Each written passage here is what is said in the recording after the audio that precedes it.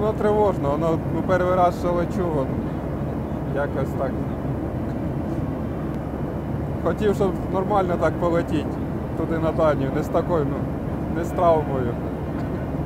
От на отдих, наприклад, а не в больниці ще.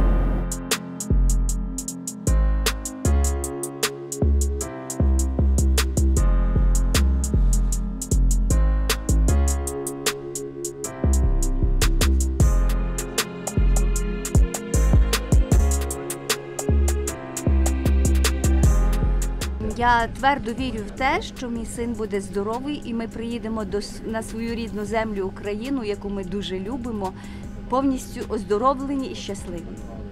І вже буде перемога в нас на нашій рідній землі.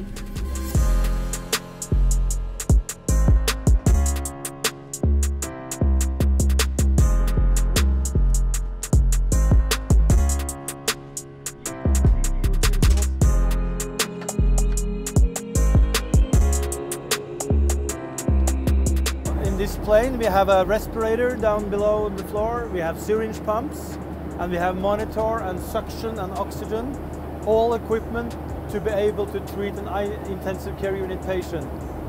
And this is, in easy words, is a small hospital in the air.